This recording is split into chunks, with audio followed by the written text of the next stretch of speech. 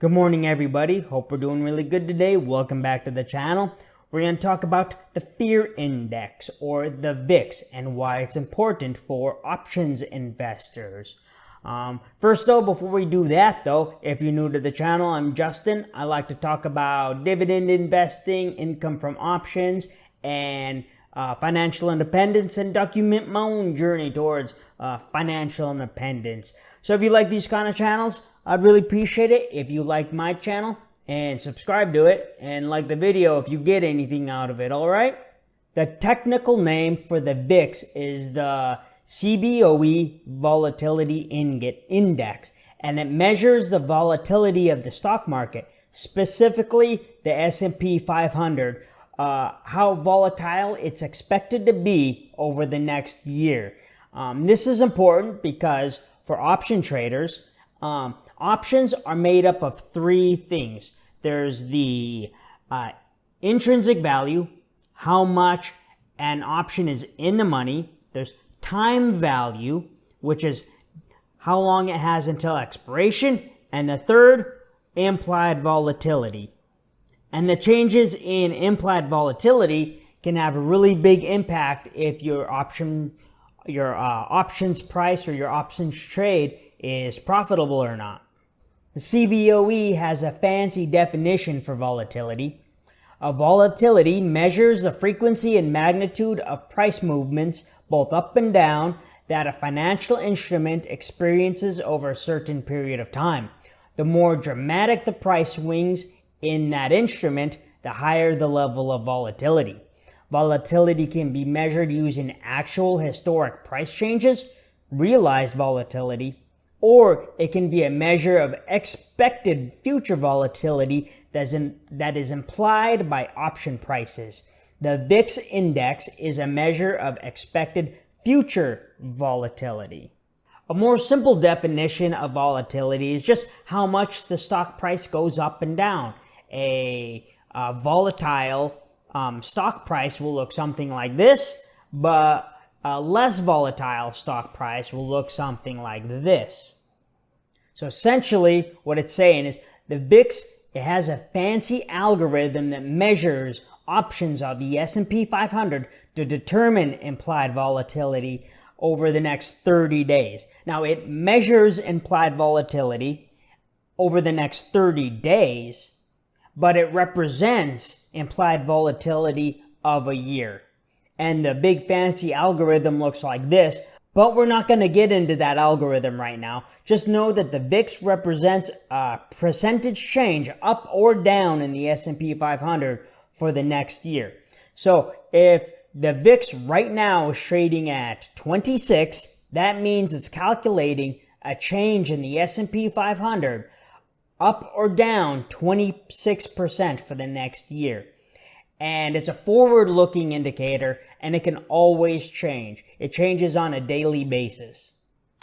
Here is a chart of the VIX. Right now, the VIX is trading at 2620. So expected move up or down 26%.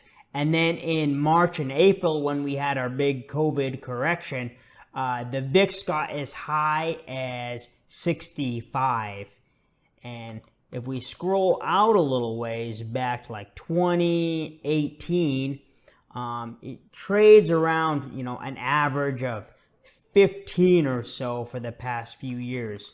And if we go way back to 2008, 2009, to that correction, it got as high as, 78. And all these big spikes are times when the S&P 500, it corrected, people got fearful, and the VIX rose. Now, when we overlay the S&P 500 on it, you can see there's an inverse relationship. When the S&P 500 is in a nice steady uptrend, the VIX is very low. But then when we have a big correction, the VIX will shoot up. And we see that. So here's another little correction and the VIX spiked. Over here's a little bit of a correction and the VIX spiked there.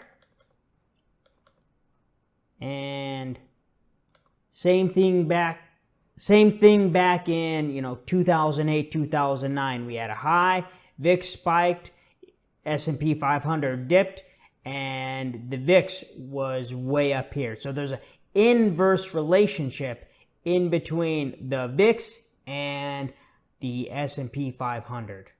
You see how they kind of match up almost perfectly, these ups and downs in between the two lines. The VIX often wants to revert to the mean. Means if it goes too high, it wants to go back down, or if it goes too low, it wants to go to a nice average. So if the VIX is at a low of like 10, it's pretty sure that sometime in the future, the VIX is going to go back up and implied volatility is going to rise. And same thing if there's an extreme high and the VIX goes up to like 60 or 80 or something, the VIX will, it'll go back down as things calm down and it'll revert to a mean. Technically, the VIX is a number that's calculated, but there is a product that you can sell and buy options on, and the ticker for that is VXX. The iPath Series B S&P 500 VIX Short-Term Futures ETN. And this is how you can buy and sell options on volatility. And this is related to the futures, to VIX futures. So if you think like the S&P 500 is like the list of 500 stocks, and SPY and VOO are the product that you can buy and sell, VIX is the index, but VXX is the product that you can buy or sell. And even has an expense ratio of 0.89%. But that's not really too important because this isn't a kind of thing that you buy and hold for, a long term. You can't do things like trade the wheel with VXX, but you can do like theta gang strategies, like sell puts and calls like 45 days to expiration and then buy to close at 50% max profits. And you can use the ETN to like diversify your account, use it to hedge your portfolio, maybe keep long VIX calls in your portfolio in case things do get crazy as a form of insurance. In the case that we did have like a big downturn in the market, VXX calls could shoot up a lot in value and really absorb a lot of the damage from your other positions. Also read in the options subreddit of people buying VIX calls that expire in November in case that the presidential election gets a little controversial and volatility spikes for the election. That's about what you need to know about the VIX, is that it's a measure of volatility for the S&P 500. And the number represents the percentage, the expected change in the price, up or down over the next year. And if you wanted to sell options on it, you could with the ticker VXX.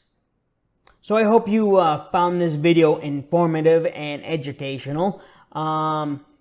If you did, please give it a like. I'd really appreciate that. And if you like videos about dividend income and option income, you can subscribe to my channel because I put videos out every Monday, Wednesday, and Friday, or maybe Saturday.